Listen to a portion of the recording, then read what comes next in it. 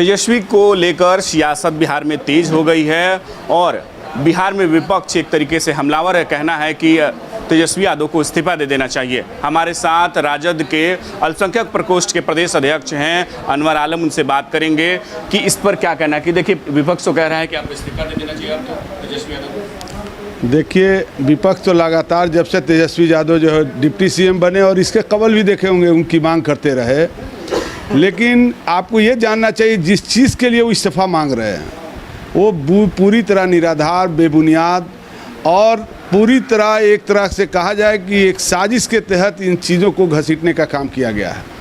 इसलिए किया गया कि ये हिंदुस्तान का पहला ऐसा केस है जो कई वर्षों से लगातार जो है चल रहा था और उसमें रीओपन करके फिर उसको चार्जशीटेड किया जाता है।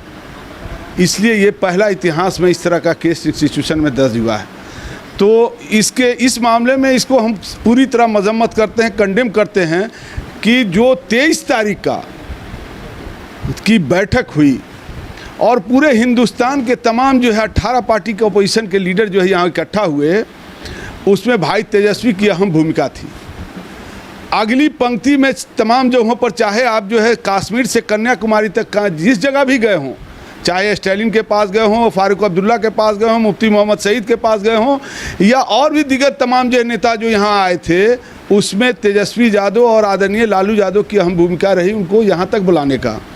तो वो पहल जो पूरे तमाम लोगों की इकट्ठा करने का एक जोरदार तरीका रहा, जो 67% वोट जो एक तरफ है और चंद वोट लेकर जो सत्ता में जो लोग काबिज हैं, तो इन लोगों को डर समा गया कि डर लग रहा है। एकदम बिल्कुल लालू यादव की कैफियत ऐसी रही है कि हिंदुस्तान में लालू यादव को चैंपियन कहा जाता है। इस मामले में आप देखते होंगे 77 का आंदोलन या 74 का आंदोलन हुआ तो हिंदुस्तान के तमाम लोग जो है कहीं से भी सियासत होती रही हो, लेकिन बिहार की ज़मीन से जब अगड़ाई लिया गया तो 74 का आंदोलन जो है हिंदुस्तान का, दिल्ली का तख्ता पलट जाता है।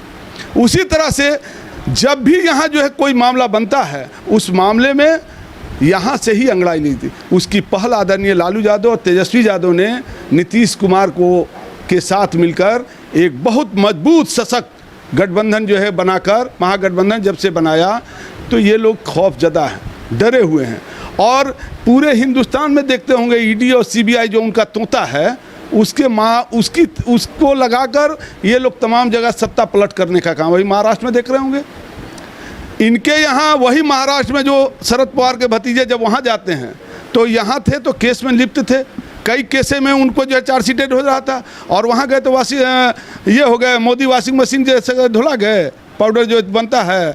तो इसलिए वैसे कामों से हम पूरी तरह इनका मजम्मत करते हैं और तेजस्वी यादव डरने वाले नहीं हैं। लेकिन भ्रष्टाचार का आरोप जैसे तेजस्वी यादव पर जैसे चार्जशीट में नाम आया है, लेकिन नीतीश कुमार तो पिछली बार जब आप सरकार में थे तो उस समय पाला बदल लिए थे, केवल नाम आने के बाद। इस बार तो नाम चार्जशीट में आ गया है, तो क्या नीतीश कुमार कहीं पाला तो नहीं बदल लेंगे इस बार? नीतीश कुमार पाला बदलने के बाद फिर हम लोग के साथ है।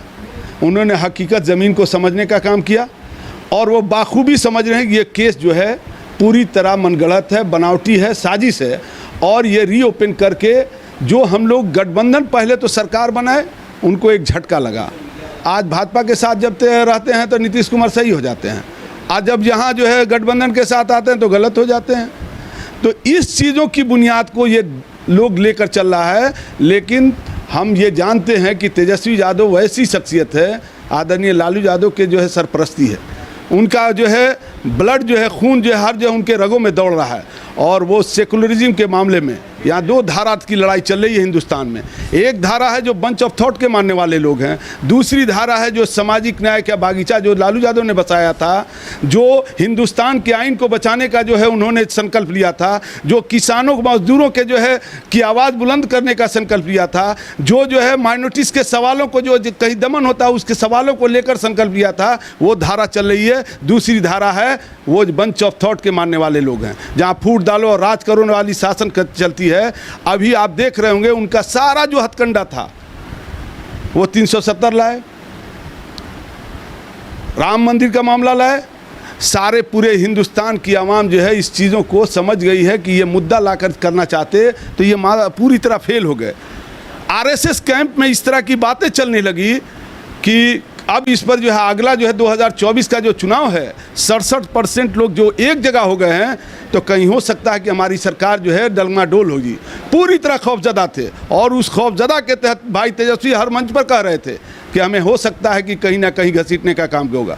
वो तो पहले से बोल रहे थे, ये दर्जा ही था, ये माननीय नीतीश कुमार भी जानते हैं, हम लोग भी जानते हैं, और एक आम गरीब किसान मजदूर गांव गंवई में रहने वाला तमाम लोग जानता था कि ये गठबंधन बना है तो ये जरूर जो हमला होगा लालू यादव और तेजस्वी यादव पर। एक आखिरी सवाल कि गठबंधन 2024 में 2025 में साथ रहेगा? बिल्कुल पूरी मजबूती के साथ ये गठबंधन साथ रहेगा। ये इसलिए साथ रहेगा कि ये बुनियाद के ये आइडियोलॉजी जो सिद्धांत पर आधारित है, कोई बनावटी नहीं है। उनका जो मामला है, जहाँ तक गठबंधन बना था, जो कहा जाता है बिना मेल का जो है सिंदूर जो कहा जाता, उस तरह की बात थी। ये जो गठबंधन है ये कहीं ना कहीं सिद्धांत पर है, किसानों के सवाल को लेकर है, बेरोजगारों के सवाल को लेकर है, माइनॉरिटीज़ के सवाल को लेकर है, यहाँ के जो है जो मुल्क की गंगा जमुना तहजीब है उसके सवालों को लेकर है, यहाँ के कॉन्स्टिट्यूशन को लेकर है, और दूसरी तरफ धारा है जो हिंदुस्तान के आइन को तहस नहस करने वाले लोग हैं, वैसी धारा है। तो ये लड़ाई है, तमार पार की लड़ाई है, और इसमें 2024 में वो लोग चार्जशीट करते जाएं, हम लोग जो है जनता चार्जशीट करके इनको बाहर करने वाली है। तो ये थे हमारे साथ राजद प्रदेश अल्पसंख्यक प्रकोष्ठ के अनवर आलम का साफ तौर पे कहना है कि हम पूरी तरीके से एक साथ हैं और 2024-25 में साथ में चुनाव लड़ेंगे। बाबर अली के साथ में राजीव कमल, भारत न्यूज़ 24 पटना।